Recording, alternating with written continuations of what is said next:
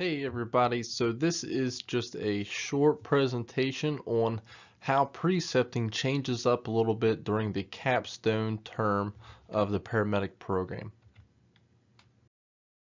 The purpose of this presentation is to instruct you, the EMS preceptors, in the changes and the flow of how everything goes during the capstone term of the paramedic program.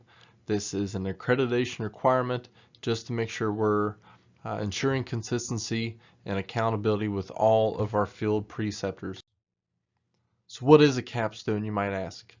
Our accreditation defines it as the activities occurring toward the end of the educational process to allow students to develop and practice high-level decision-making by integrating and applying their paramedic learning.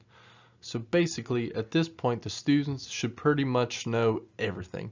They should be able to function as a paramedic and truly be a team leader. So they should be able to go out here and run the calls. So basically, this is their true internship, that they should know the knowledge. They are here applying everything they do, but they're still being shadowed. So the student's role ultimately is to be the leader of the team. They should be able to orchestrate and lead the overall care of the patient. At this point, they're leading the team, so they're not to be evaluated necessarily on doing the ALS skills. They should be out there applying their knowledge. So to be getting their team leads, they don't have to be responsible for single-handedly doing the IVs, doing that med. They should just be able to function and lead that team. So it's kind of a tough part where you as a preceptor, you need to kind of set back and let this paramedic student be making the decisions, be running the call.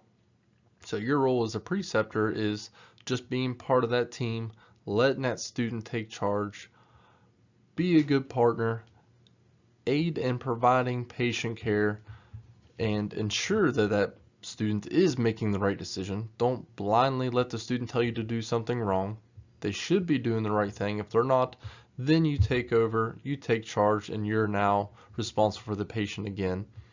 Ultimately, you're evaluating the competency of this student before they're being released into the wild as a full paramedic. As a review, here are all of the requirements a student must meet by the end of the program. So the big things you see highlighted in red is there's 25 team leads. Those have to occur during this capstone term, the final semester of the paramedic program. Otherwise, there's all the assessments, the complaints, the impressions, and the skills. All the students have been evaluated prior to entering the field internship, so they know where they stand, they know what kind of assessments they need, what skills they themselves need to complete. So they should be able to know and tell you exactly where they're at on IVs, meds, ventilations, intubations, assessments, everything that they need. For the team lead call, it still needs to be an ALS call. So this still has to have ALS skills done, whether that's a successful IV and being put on the monitor, or a medication administration and put on the monitor, or IV and med administration. Combination of those, ALS care must still be performed, and still oxygen and oral dissolving Zofran are not ALS medications. The only difference being now is those skills and interventions don't necessarily have to be performed by the student. They can be given by the student or the preceptor or a combination thereof. But still, those ALS care must be administered to that patient that count for an ALS team lead. And there must be 25 of those ALS team leads during this final term.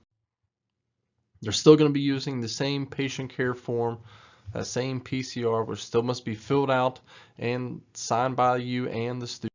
Along with that PCR, they still have to have their student evaluation forms. That includes the shift evaluation and that team leader evaluation. The team leader evaluation form is different than the forms we've used in the past. So where in the past it used to be the Likert scale of the 1 through 5, good to bad of how well they did. Now it's either they were successful in that dimension of team leadership or they were not. To be considered a true and to count as an ALS team lead, they must be successful in every dimension of team leadership. from scene size up and management, the initial assessment and exam, the treatment plan, the communication, the skills, and the overall leadership. They must be marked a yes on each one of these to count as a team lead. We do expect you to be honest on these. If they're still struggling on this, we can't count it. Because when we get feedback about, well, this student's out in the field, I don't know how they ever passed, well, this is what makes them count. If they're not out here being a team leader, being effective as a student, we can't be counting those as team leads. They're going to have to get the skills to be competent to enter the field. So that's up to you to leave good comments and feedback and to be honest in these evaluations.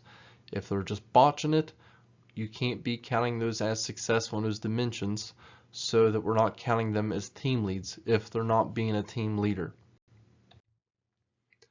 Also, a shift evaluation, the standard 1 through 5 of how well they did in those different areas overall on that shift. And again, please leave good comments and feedback on this to be honest, to ensure that the student is going to be successful and be a good paramedic. As always, feel free to contact Rusty or myself in the event that anything ever arises, whether it's problems, good feedback, anything you ever need to reach out to us for. Here's our contact information.